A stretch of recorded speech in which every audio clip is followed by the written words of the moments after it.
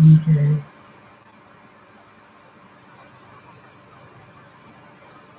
I didn't realize I was live. Okay. And welcome to live chat.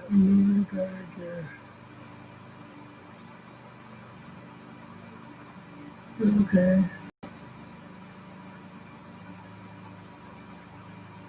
Okay, hello. It's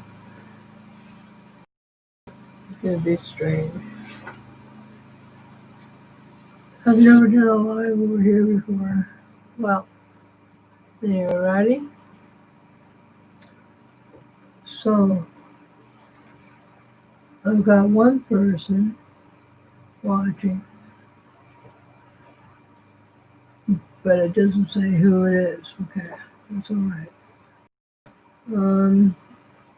I was reading this book called Palace of the Moon over there, over at Twitch. And I told them that I promised them that I would finish it. So I'm going to be reading the book. The book. the House of the Moon. And we're with Edna. One morning the sun rose. It's chapter 16. One morning the sun rose and Edna realized it was spring. There was a different quality to the wind, a hint of warmth and subtle scent of awakening buds. Winter nearly always parted abruptly from the island, decamping suddenly in the middle of the night, leaving only slushy gray mementos in shady corners that soon melted away in the balmy air. Have I got this all right? Like, can you see me and everything?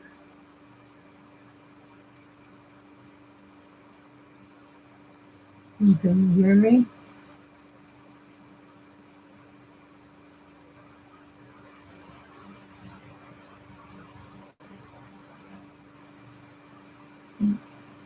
Maybe I should have it up a little bit more.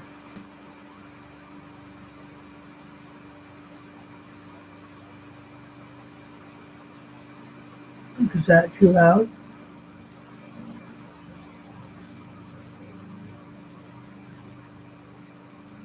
I don't know. I don't know whether it's too loud or not.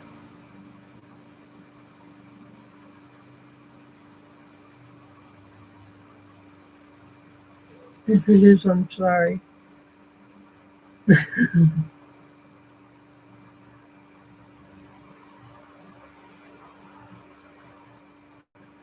It must be okay because you're still here.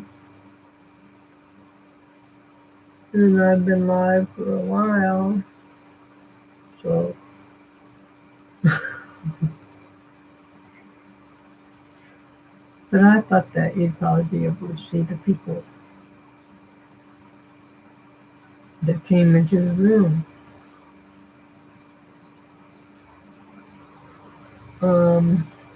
Like if I wrote, if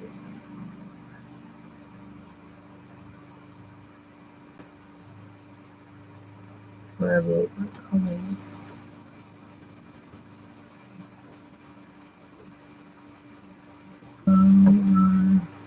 oops.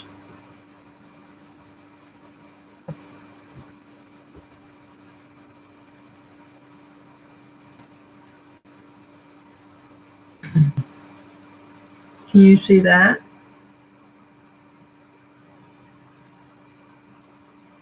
Okay. I'm just going to continue reading.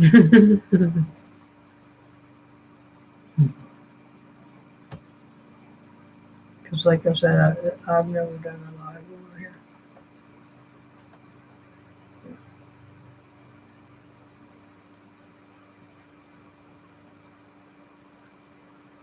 Where are you supposed to have pop-up chat?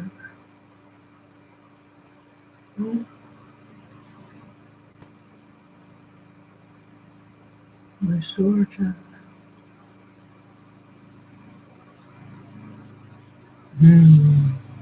So if I restore chat, then that must be the way it's supposed to be.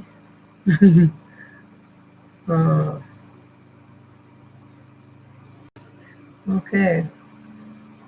Winter nearly always parted abruptly from the island, escaping suddenly in the middle of the night, leaving only slushy gray mementos in shady corners that soon melted away the balmy air. Then crocuses bloomed exuberantly with rashes encouragement from returning birds. Returning birds. Okay. Winter could still make half-hearted attempts to reclaim the island briefly as it regretted its hasty departure. See, I'm supposed to be on Twitch, but I'm having problems with my phone, so I came over here for a while, and I decided to go live, which I don't know whether that was a mistake or not. I don't think so.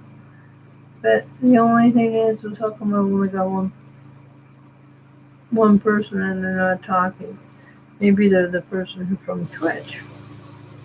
I don't know. But if they are, hello. How are you? Well, hope that you had a good weekend.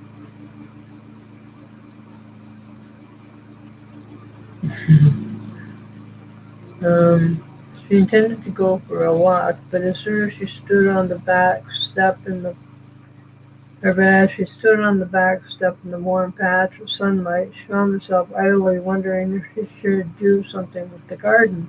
The grounds had been all landscape, of course. Len would see to that, and the front flower beds had been planted with Jupiters and spruces clustered around the foundation frame and protect the house. Bill Paxton, who cut their lawn, would plant geraniums and marigolds and petunias in clumps in front of the shrubs to keep the weeds out of their beds. But as far as he would go, the backyard was largely ignored except to keep it tidy and mow weed maples lined up across the back fence, shading the scrapey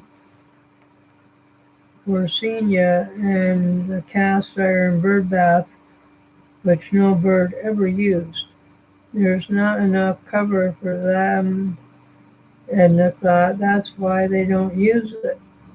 She took a trowel from the shed behind the coach house and started digging in the back corner where her efforts wouldn't be too noticeable. My husband is cutting the grass.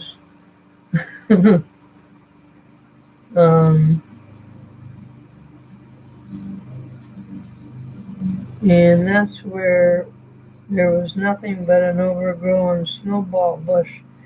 She chopped it back to a manageable proportions with a pair of clippings and excavated the soil around it, finding comfort in the feel of the sandy loam.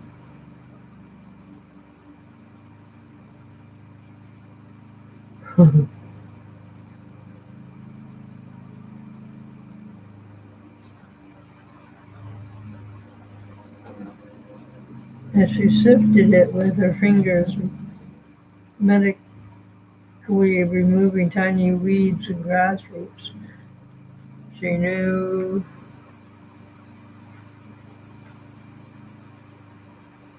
it was too early and too wet for gardening, but was reluctant to let go of the tiny piece of enthusiasm she had latched onto. Peat moss would help this, she thought. as she drove to the forest, hauling several bags to the back garden by herself and digging the spongy deep or stuff deep into the soil.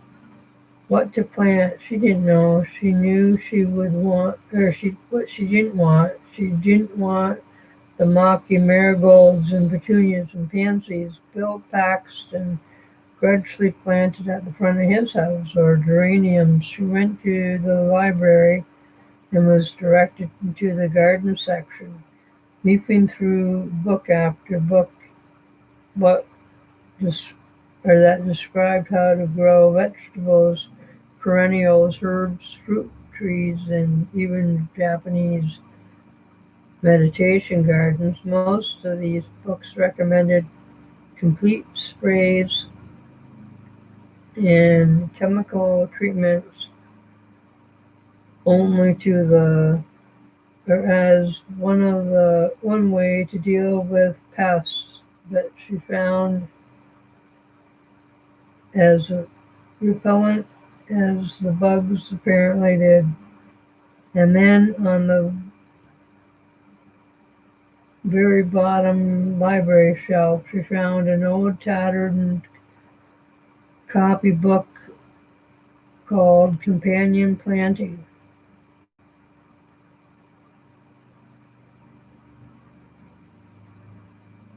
It would help them grow if you set a row of despised marigolds around the vegetable garden. Insects would possibly flee the area. I know how they would feel, she thought. It liked the idea of the counterbalancing one plant with another. Flora talisman, or floral talisman to keep the evil away. If only life worked like that. She decided the truncated snowball was the perfect centerpiece for an experience in daylilies. I don't understand something.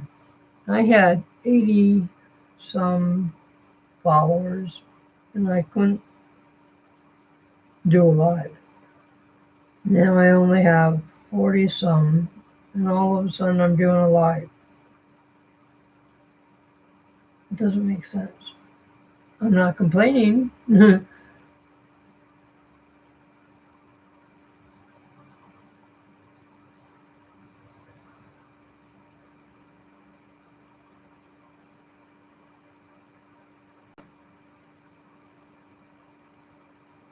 But it didn't make sense.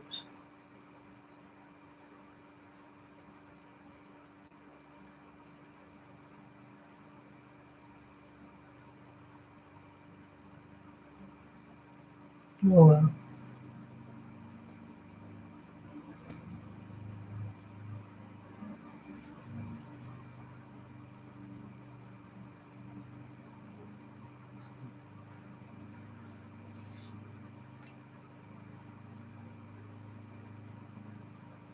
Um,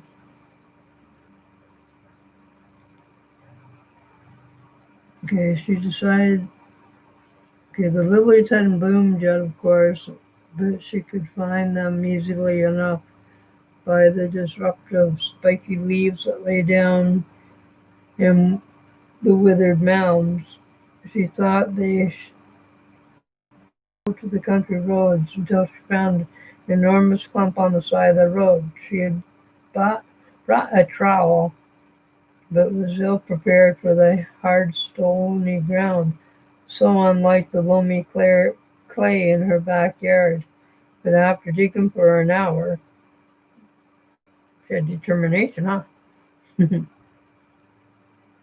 she was she extracted 3 knotty clumps of bulbs. When she got home with them, Len was pacing in the garden. Who dug all this up? He demanded when she saw her. Kids? What a mess. I dug it up. You? Why? 'Cause I was going to plant a garden. He looked puzzled. Look, if you want to do something with that back corner, that's fine, but but let me put Bill on for a few hours and he can do the heavy work. There's no need for you to be scrambling around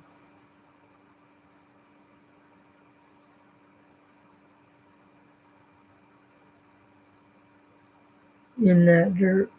I really want to do this, okay? I just want to take one little corner of this huge garden and make it mine. God knows I don't do anything else. I don't care, he said finally. You can do whatever you want. Then he noticed a bundle of bulbs. What's in there? Orange daylilies. Oh, for crying out loud. Not those damn things. My mother planted those in the garden and they took the whole place over. She spent more time digging them out than she did anything else. He threw his hands up in mock despair. My wife, the farmer, for goodness sakes, wear a hat so you don't get sunstroke unless it's too late. She separated the bulbs and planted them against the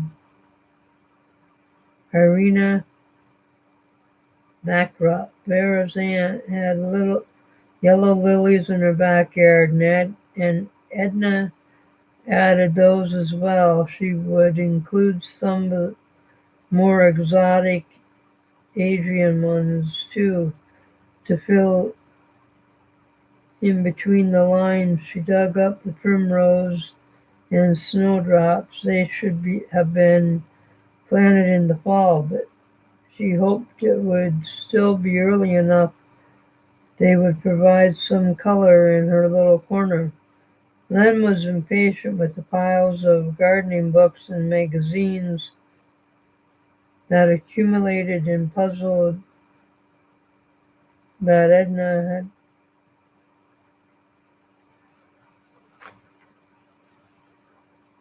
had found. She was more like her old self. The feel of the cool earth as it slipped between her fingers soothed her.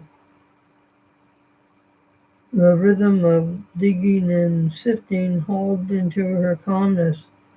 She expanded her original garden and made plans for the fall.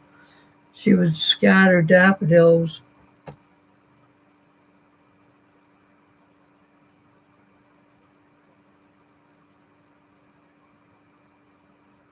in the spring.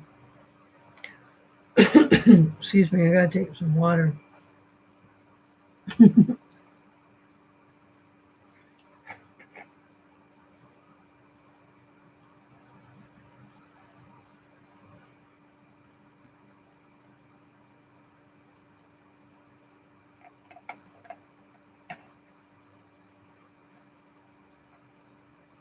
Okay, so um,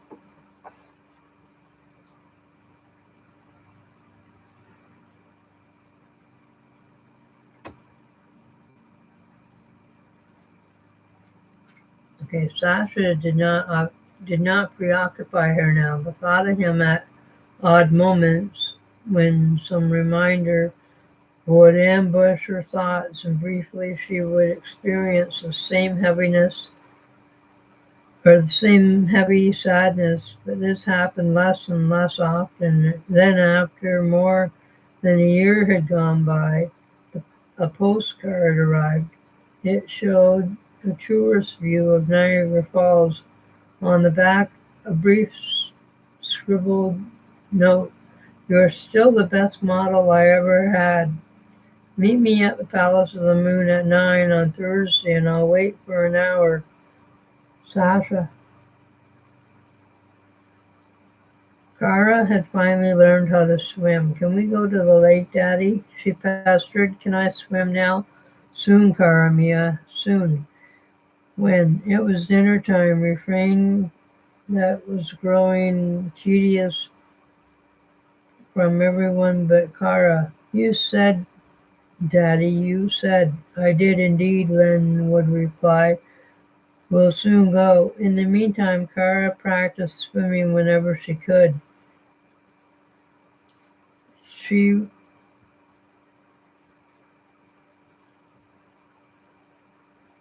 be ready, or so she could be ready. She wasn't sure she was supposed to be what she was supposed to be ready for. But if swimming was a prepared part of it, she would master the art. Are you sure she's big enough to take way out there? Edna asked privately. Of course she is. I was out there with Dad at that age. Don't worry. I won't let anything happen to her.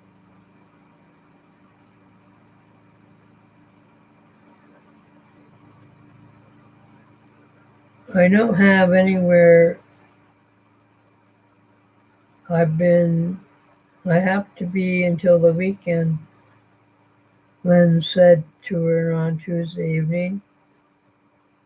And the weather forecast looks pretty good.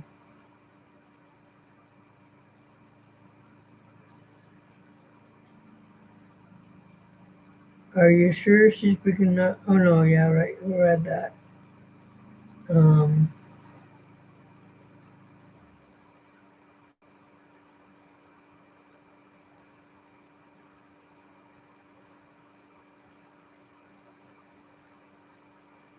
as it turned out, the timing couldn't have been better. I don't have anywhere to go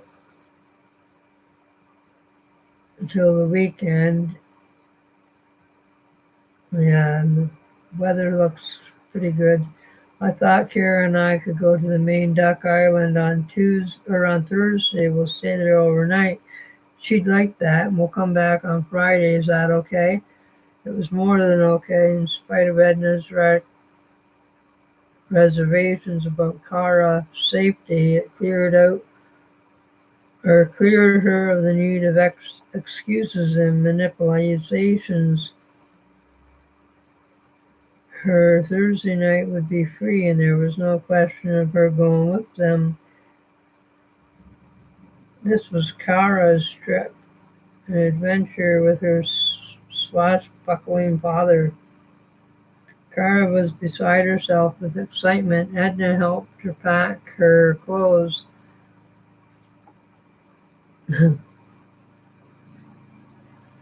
Not in the heavy suitcase that might shoot her dangerously across the cabin in a heavy sea, but in a small duffel bag with a rope on the top, and it could be tied down. Bernice arranged a mountain of food and a chicken to be eaten cold. Hot dogs and marshmallows for roasting on shore, cookies with a chocolate cake. Len was scornful. We don't need all this stuff. We can catch some fish. But what if you don't? Edna pointed out. What are you going to eat then? I don't even like fish, Daddy. But you never had it done the right way, rolled in cornmeal and fried in lard, Len said to Kara. Len said, and Kara looked dubious. Okay, we'll let Bernice pack us off with enough food to feed the Navy. What the heck? We need the energy. Kara had been on short excursions with her father, often enough to know the departure drill, cast off the lines, excuse me, and scramble aboard. Wow, I've only been on for 24 minutes. Not bad.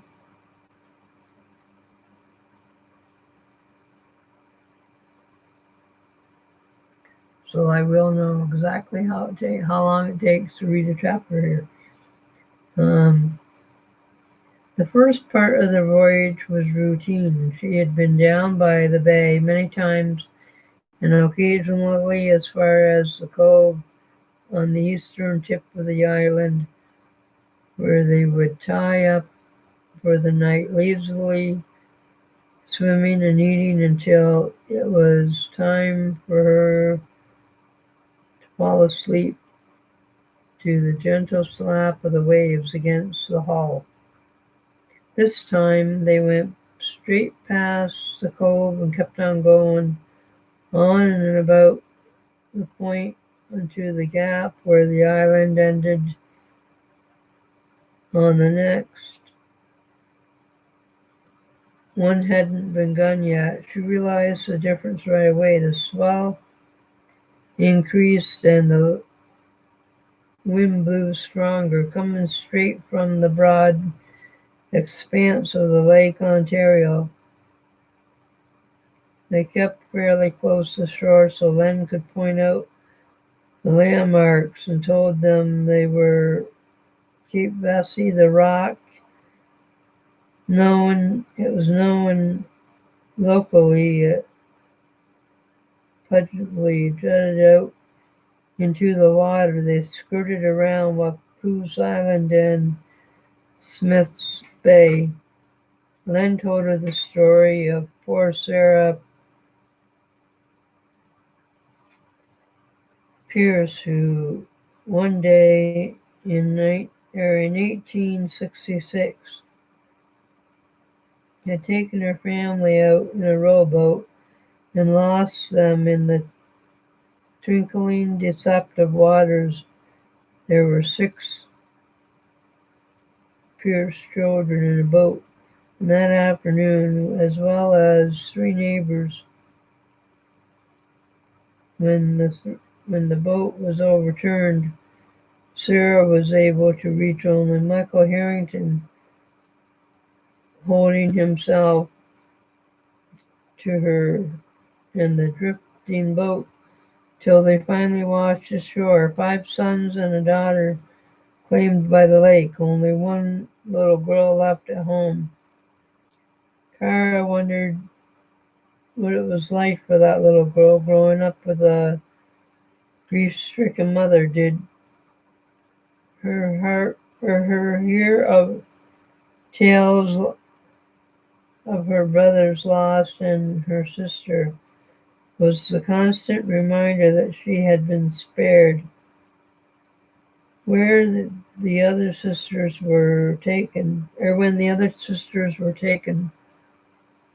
2 people now, okay. Hello.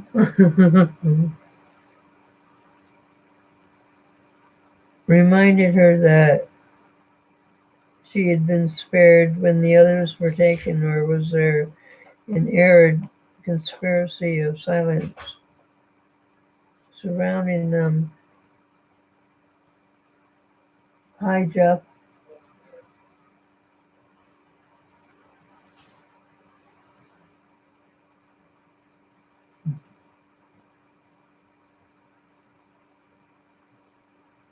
Had been tempted to make their vintage complete.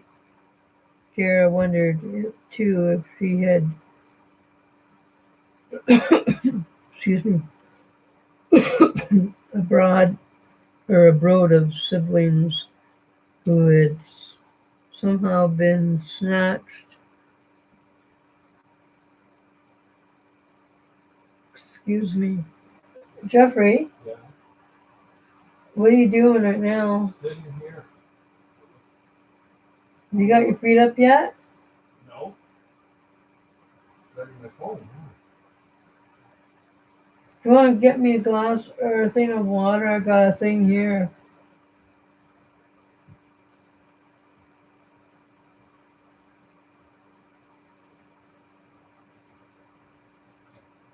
Please. Thank you.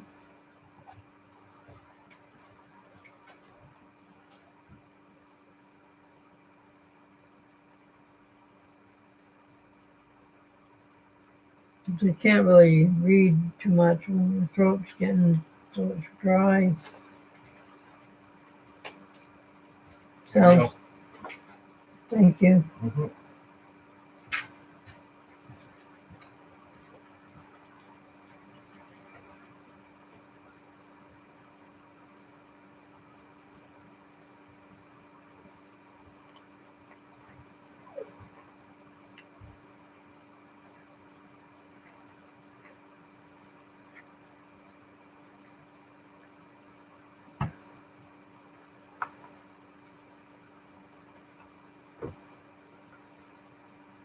It took her a moment to adjust to the lack of movement and absence of swell. When she stepped off the boat, she ran up the grassy bank to look at the huddled fishermen's cottages while Len secured their lines. It's like a little village, she thought. It must be fun to live out there in the summer. But then she thought of the winter with the gales and snowfalls. She shuddered. Who was here in the bad weather would have hunkered down in the cottages. She closed the doors tightly against the blow, trying not to think about being stranded on this tiny blot in the middle of the lake. Something slithered at her feet, a snake. She wasn't scared of them like the silly girls at school, but its sudden movement startled her. Startled her. She must remember to walk carefully. The island was full of water snakes, known to be bad-tempered on land. She ran down the dock again and danced along it while Len adjusted bumpers and ropes. "What do you do first?" he asked when they finished. "Or what do you want to do first?" he asked when they had finished. "Explore."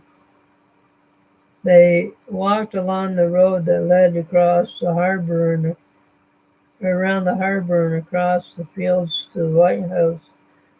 The road goes for miles through the middle, Len said, but let's walk along the south shore.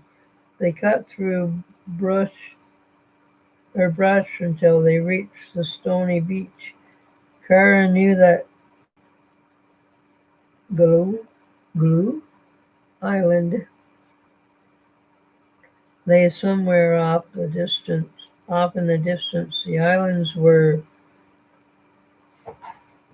like stepping stones across the lake. Maine Duck, Glue, Stony, and then to Henderson Harbor in New York.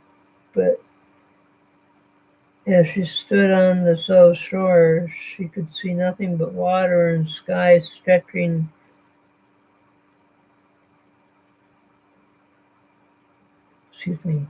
away until they met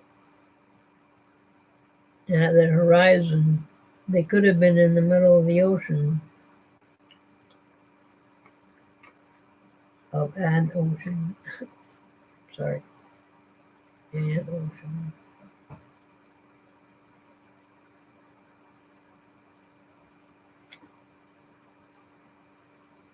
They picked up along the shore, clambered over the rocks, and sliding on the loose ones. This coast would offer no peace for a storm-tossed ship. She could see boulders large and small lay half-submerged along the shore, forming pools and lagoons that provided a shallow haven for frenzied mating carp and certain destruction for any vessel approaching from the south. The wind and waves joined in constant assault on the shoreline. The trees, which had grown to maturity in the safety of solid ground, now teetered dangerously at the shore's edge. Several times they had to wade out into the water to get past those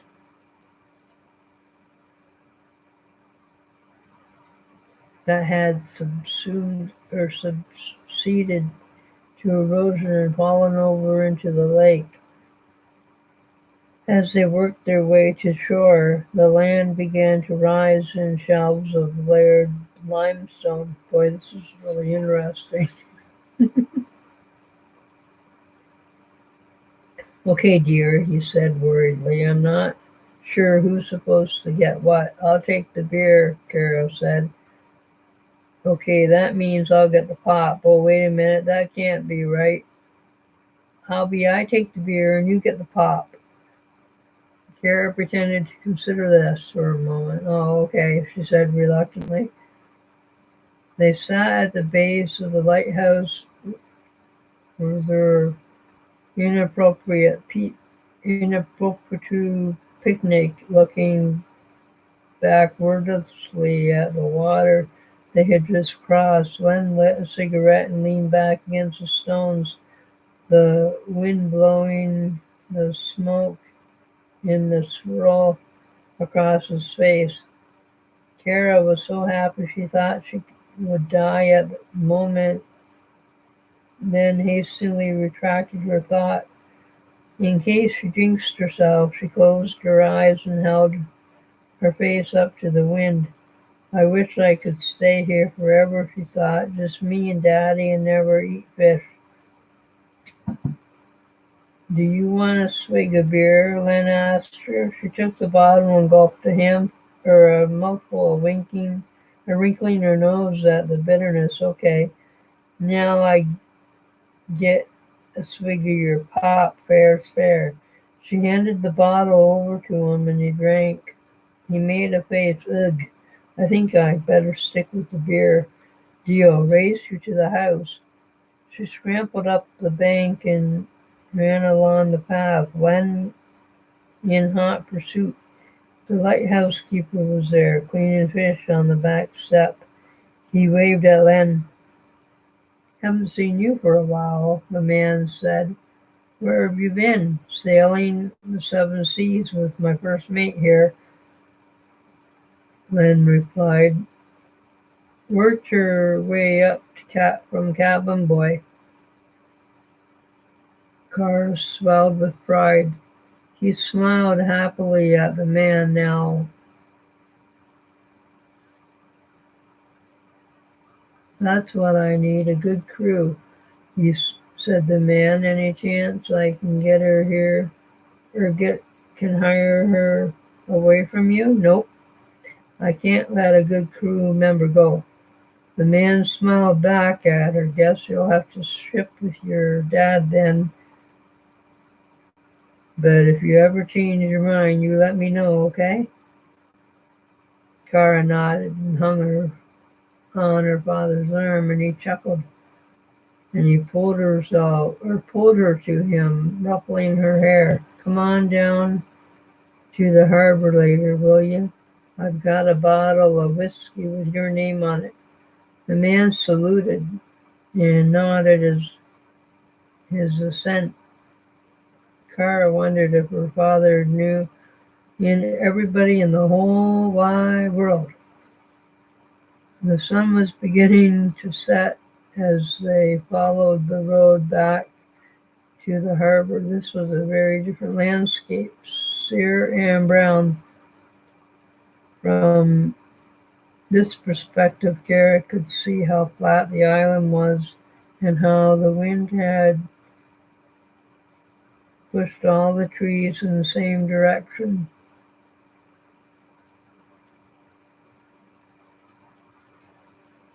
That another boat had been tied up to the dock, a sleek sailboat, its fiber hull and steel mast twinkling in its last rays of the sun. It's the Natty J," Len said. His eyes narrowed. "Do you know? Or how do you know?" "I can tell by the shape."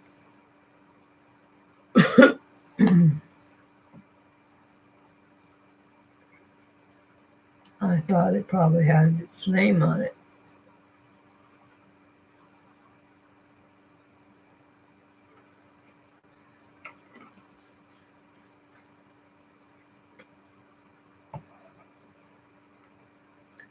"This water would taste better if it was a Pepsi, but you have to drink what you have to drink."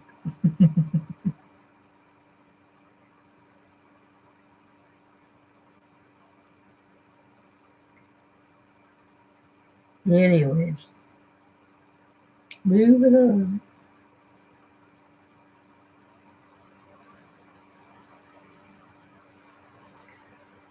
To Kara, it looked like any other sailboat. How do you know that Or do you know the people? She asked. Yeah, it's Art Matter or Martison. I run into him here and there. He didn't sound very enthusiastic. A very large man hailed from the dock.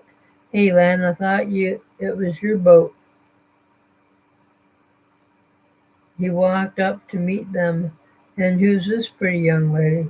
This is my daughter, Cara. This is Mr. Marden from Oswego. Oswego. Pardon? Oswego. Right.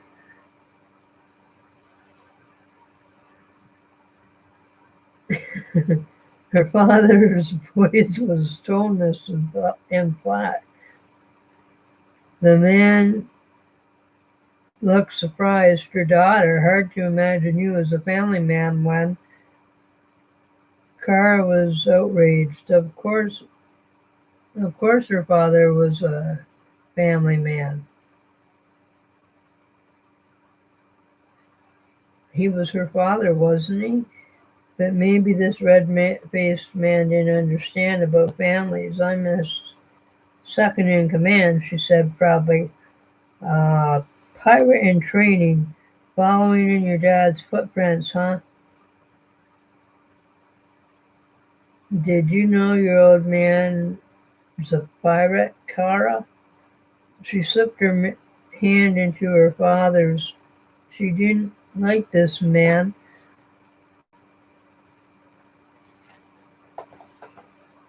He had a big belly that hung over the top of his belt and a funny way of talking. His vowels in his speech stretched out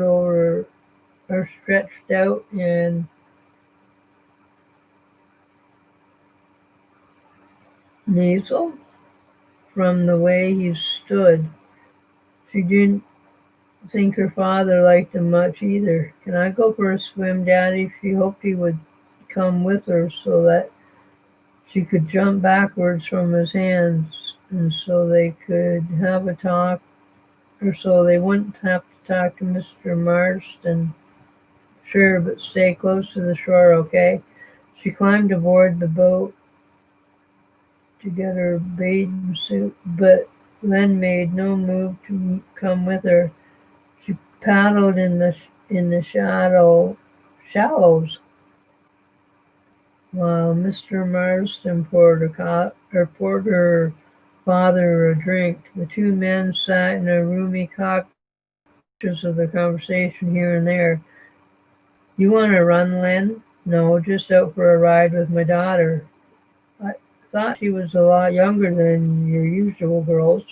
Pretty little thing. And later, no, I'm not interested. You've got a big fish to fry. Bigger fish to fry. No, she was puzzled. They hadn't caught any fish, and her father had promised her she wouldn't have any to eat. She wasn't sure they were talking about real fish. There was an undercurrent to that conversation.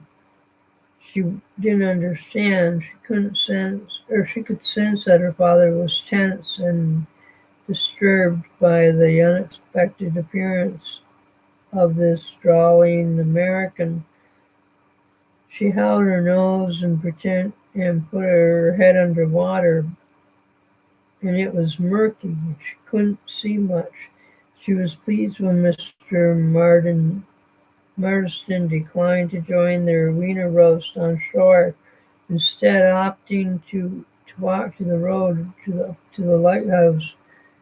She scoured the beach for driftwood and found two perfect roasting sticks.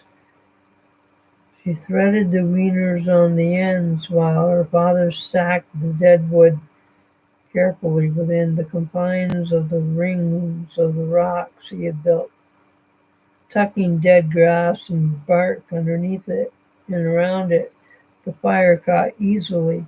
As usual, Cara couldn't wait for it to burn down to coals, but thrust her hot dog straight into the flames, making it charred on the outside and cold on the inside. It was perfect. By the time they had roasted their marshmallows, darkness was falling and Kara was yawning. Her father drew buckets of water from the harbor and poured it over the fire while she padded down the dock and climbed aboard the boat. She rolled into her sleeping bag and just a minute, gotta redo that one. She rolled her sleeping bag out of the lee berth at the bow and debated about whether or not she should put on the flannelette pajamas her mother had packed for her. "Should I wear jammies, Daddy?" she asked when he came aboard. "Pirates don't need jammies," he scowled. So she kicked off her shoes, climbed into the sleeping bag and her clothes, while he lit a kerosene lamp and placed it by the galley sink.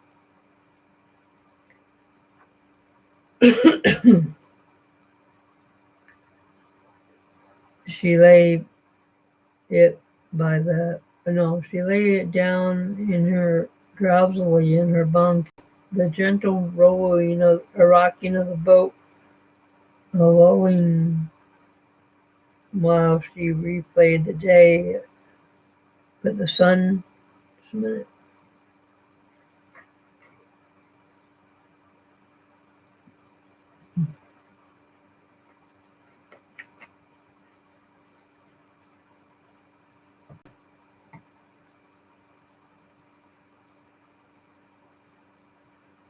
but the sun and the water and the excitement had her exhausted, and soon she was asleep. Later that night she woke up and knew that her father had gone to sit on the sailboat with Mr. Marston, and their conversation had resumed. "Think about it anyway. There's an urgency to America's loud voice. I'm pretty sure I'm not interested, Art." "Jeepers, Len, it's easy picking." I said no. Her father's voice rose, and she wondered if they were going to have an argument. Alarmed, she scrambled out of her sleeping bag and up the companionway ladder. If there was going to be a fight, she would battle it out on her father's side. Both men were startled when she jumped back onto the dock. "What's the matter, Daddy?" she asked. Len stood up and stretched. "Nothing, Mia. Nothing at all. We were just talking. I thought you were long gone. I woke up again." "Well, I think it's time I turned in too." "Thanks, Art," he said, turning to the other man. "Think about it. Or think about what I said." I'll think about, or I'll think, but I don't be surprised if that's all I do."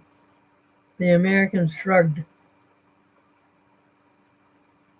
When she woke up the next morning, the sailboat had gone, leaving them to dawdle happily in the morning sun before they cast off home. Edna slid down the dune, her feet looking for a purchase in the loose sand.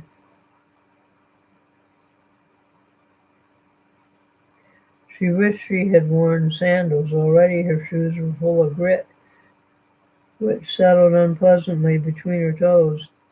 She decided to park her car halfway along the beach and walk the rest of the way. The dunes were full of visitors at this time of year, and she thought it unlikely that she would run into anyone she knew, but locals did sometimes walk here in the evenings when it was hot in town and cool by the shore. Luckily the moon was full, otherwise she would never have found her way without a flashlight. The pungent smell of dead fish and seaweed was stronger on the beach Small silver bodies lay rotting along the water's edge. Shad, driven by some instinct to swim to the depths in the shallow bay. All alewives was the correct term for them. Edna knew she had heard that once from one of Len's dinner guests. With the opening of the St. Lawrence seaways, alewaves, marine fish by nature, made had made their ways through the locks and into the Great Lakes, used by the coal depths of the ocean every year. Thousands of them had floundered as they swarmed into the deep waters of Ontario bays. Off to her left, she could see the weather-beaten building half smouldered with sand, the Palace Moon. It looked more desolate than ever in the twilight. Part of the roof had caved in over the winter. The rotting timbers finally gave way to the weight of the wind-blown sand and snow. She had almost convinced herself not to come. What good could it do after all these months? What could he possibly say to her that would make a difference? Edna, she turned, then there he was. She hadn't heard his approach over the rustle of poplars and the roar of the water. He hesitated in the shadows, unsure of his welcome. Sasha, oh Sasha. She ran to him and threw her arms around him, wallowing in a familiar feel and smell of his body. He was different, thinner, and when the rising moon caught his face, she could see that he looked haggard. Oh, Edna, please, I missed you so much. She had forgotten that he spoke with a slightly stilted, slightly foreign inflection.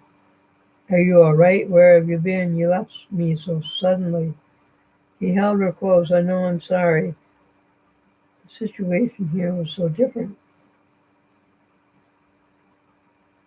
I thought it best to leave quickly. I felt terrible doing that to you.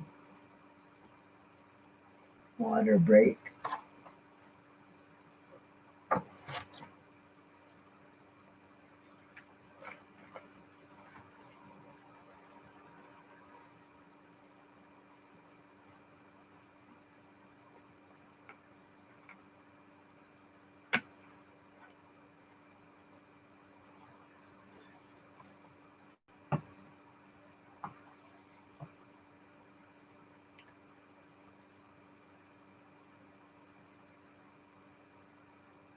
But now you're back. She looked up at his face.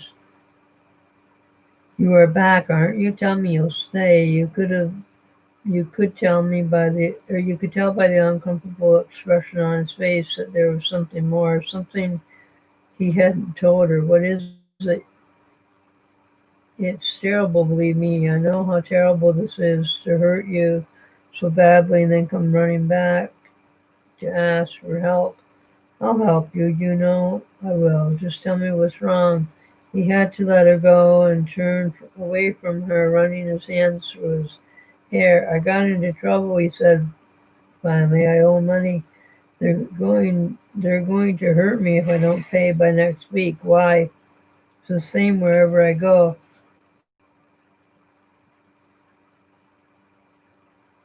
What happened? A shuddering sigh. There's this beautiful woman, I'm down on my interest in her was purely artistic, you understand, he said quickly, but the way the light caught her face, the shadow of her hair. He shrugged helplessly. Her husband didn't understand. He thought that because she was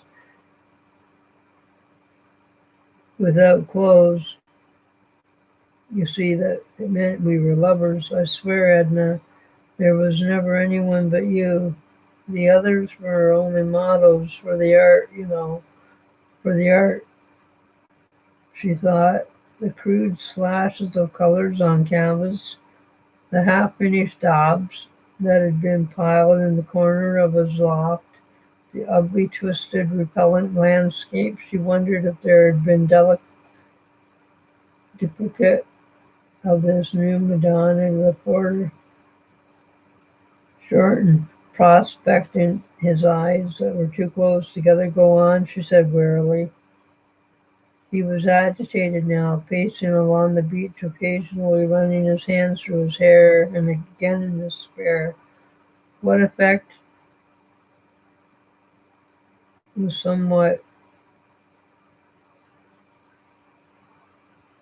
er, the effect was somewhat ruined, she thought, by the fact that he had to keep stepping over piles of dead fish. The husband burst into the room one night and started yelling, and then took a hammer and smashed all my paintings, ruined with large holes in them. That's awful. He stopped pacing and embraced her again. I don't understand why this keeps happening to me. Why can't these people leave me alone? I understand that I am an artist. What would I want with these women? So you see, I have no way to pay back the money I borrowed to open my studio. And now the men I borrowed it from are after me. Oh, Edna, I hate to ask this of you, but I don't know where else to turn. Can you help me, please? Edna watched as the moon slid under a cloud. The shadow made Sasha's face look narrow and sly. When she didn't answer him, he went on. If I could just take care of this one problem, it would be all right, you see, and then I could come for you. We could make a life together. You could be my model, and I could spend the rest of my life painting only you, no one else. And this is what she wanted to hear. But now it seemed all wrong, as out of perspective was one of his paintings. She thought of the months she had waited, the days she had wasted, the hours spent huddled in the hurting mask under the blankets, the humiliation of knowing that all he could do was walk away from her without a word. And then she thought of his arms around her, his lips against hers. I usually say sex right now,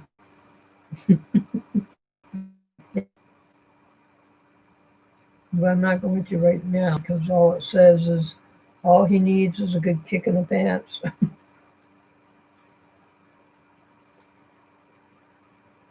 And he gasped and spun towards his voice. Vera was standing there on the beach. Come on, Edna.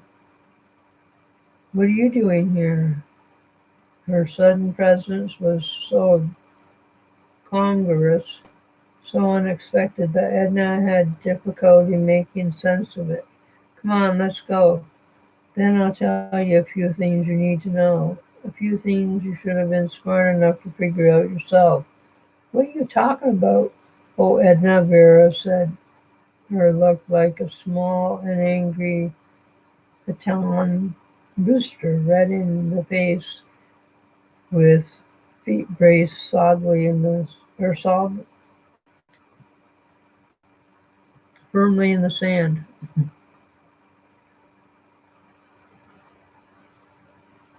You weren't the only one, you know that? Did you honestly think that this whole business with Isabel Jackson was just a matter of money?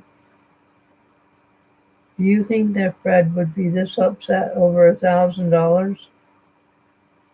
You should have asked your fancy friends, how much of them he had. And Edna, you know, you knew it all the time. Edna did know and realized that Vera was right. She had known it from the start. And lo and behold, he turns up again.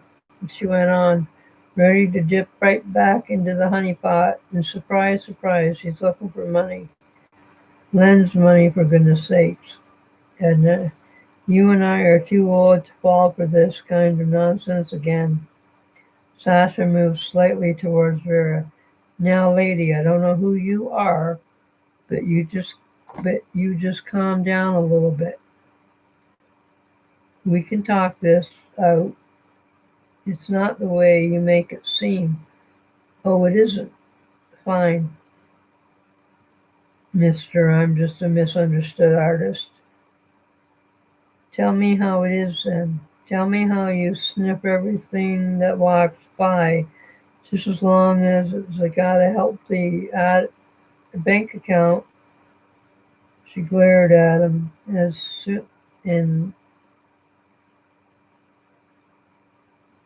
she spoke her no, as she spoke, her arms on her hip, daring him to go on. He stopped, uncertain what to do. Edna looked out at the lake again. This isn't turning out in any way she had imagined, though. She herself wasn't sure what she expected exactly. She'd hoped for, or she was hoping that, or she certainly wasn't hoping Vera to turn up. But then she wasn't expecting Sasha's story to be so transparent either. She tried to think of things through coherency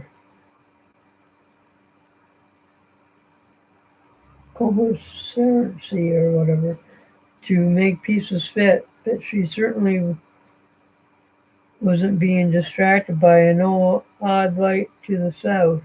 It changed every few minutes. First faintly red, then green.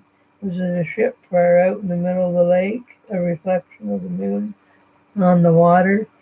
I gotta take a drink of water again.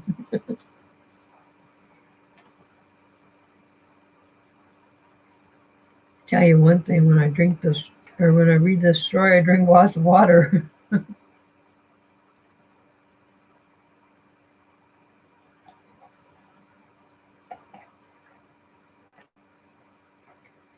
It's definitely good for me.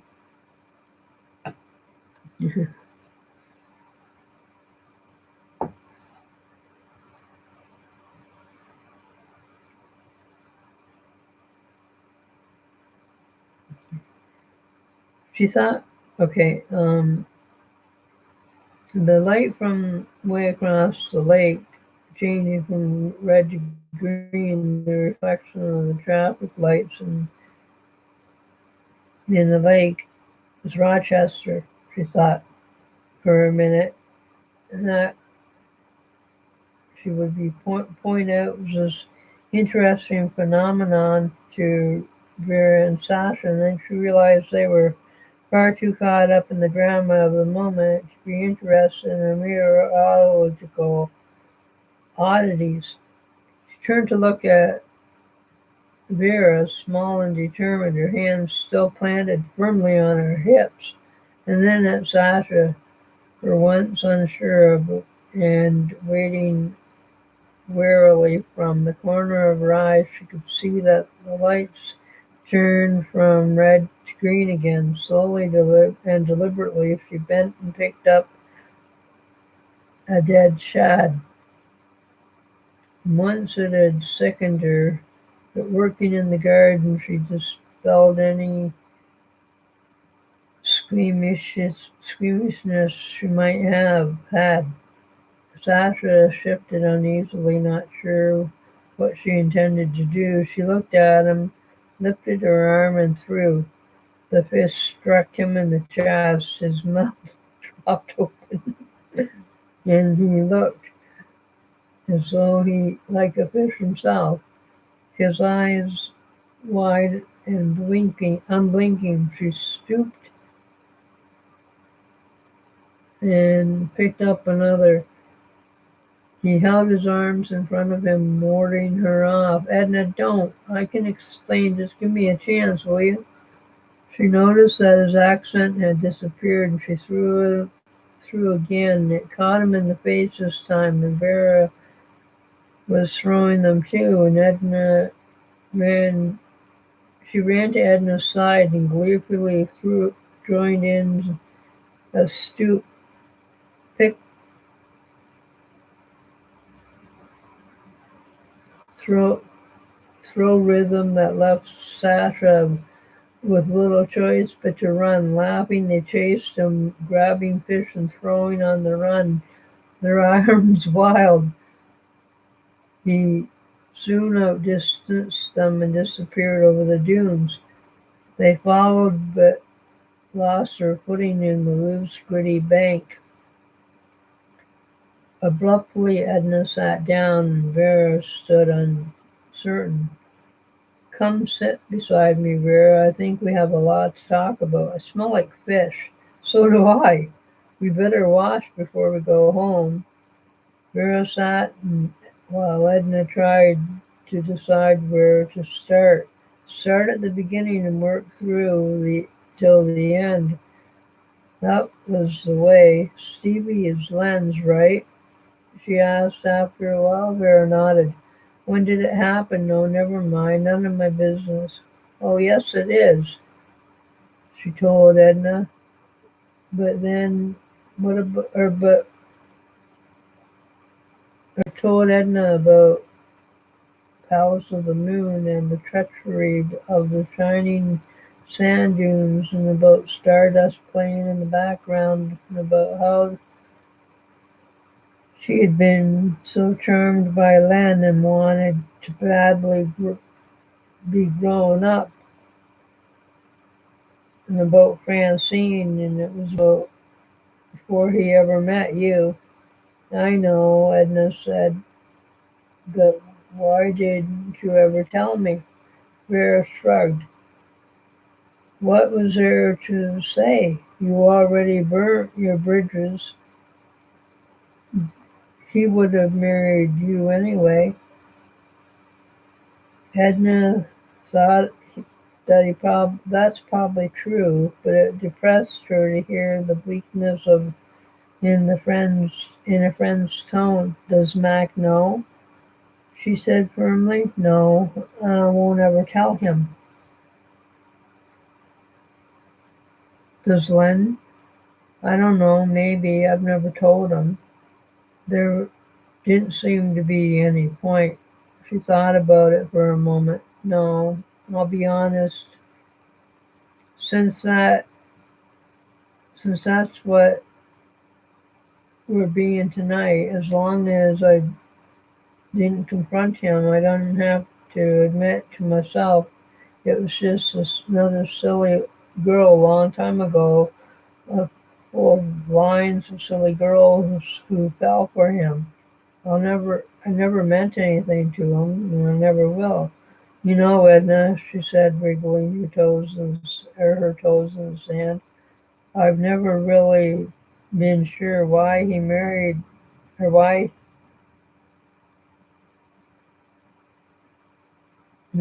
me. I don't know if he loves me or if he does. He has a funny way of showing it, doesn't he? Do you love him? I don't know. I really don't know. Oh, goodness, Vera. I was so sure about Sasha. He was so handsome and so, I don't know, exotic.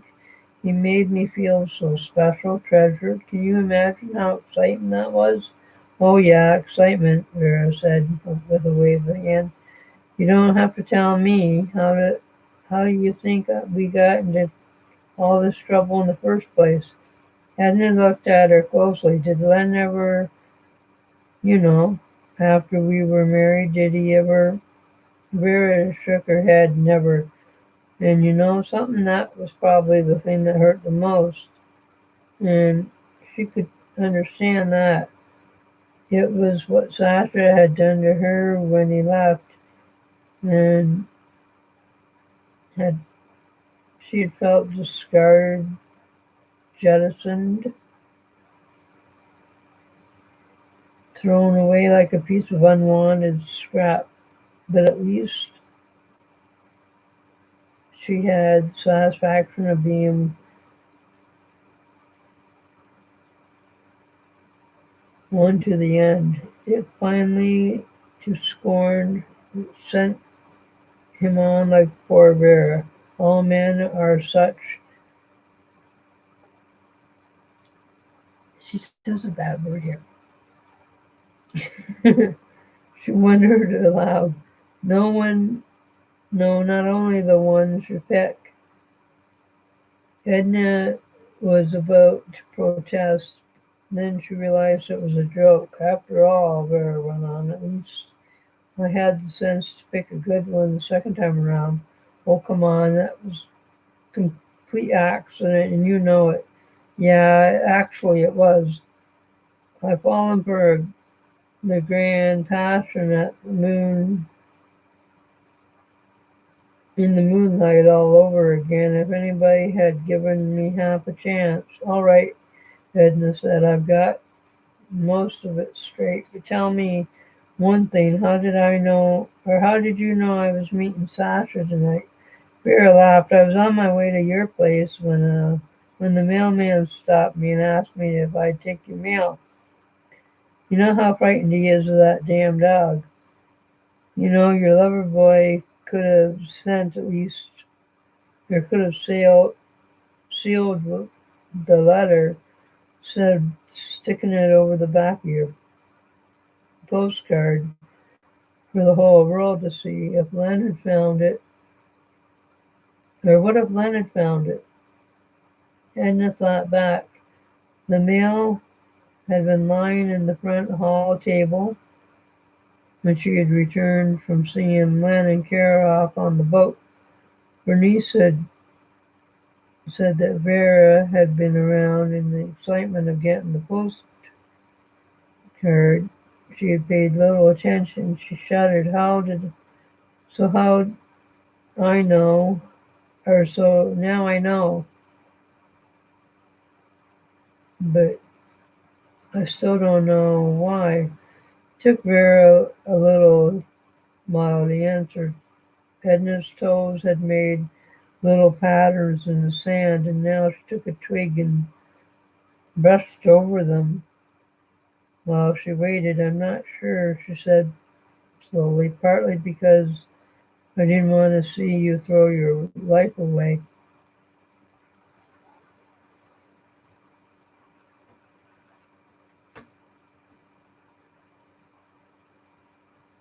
On somebody that wasn't worth it, I guess. And partly because, well, as long as you have Len, I guess I don't mind as much that I don't. She chuckled, and mostly because I went to the gallery one day and Sasha really ticked me off when he didn't pay any attention to me. Edna laughed and shook her head. Hell hath no fury, you know. We're, we're, we're both smart women.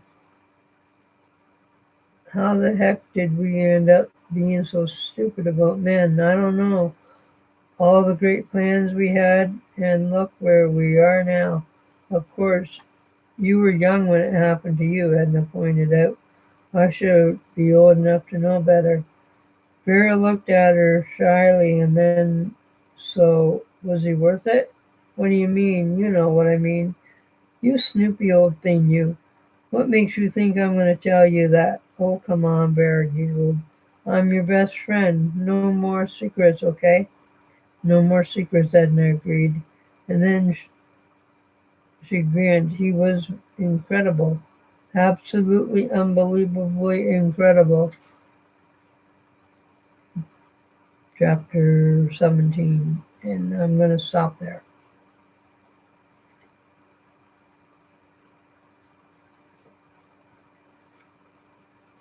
Yeah. I'm a bookworker.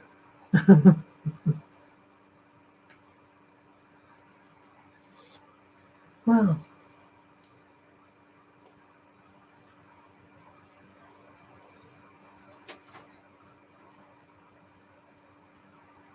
It's nice doing a live, being able to do a live over here. And we got your phone going already. He does? Yep. Cool. Figured it was running. Tell him thank you very much. Got $20. 20 to wow, is that all? Yeah. Bonus.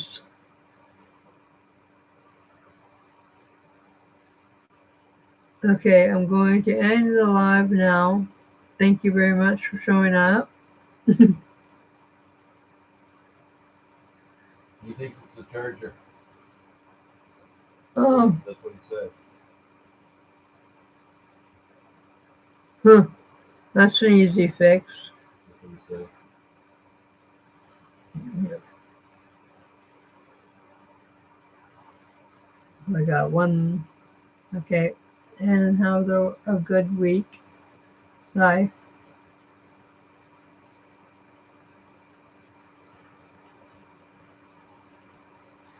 And now that I know that I can do it, see how this works out. Maybe I'll do more. Okay, bye-bye. Are you sure you want to end the stream? Not yet. Well, yeah, I want to end it. Why would I say I wanted to end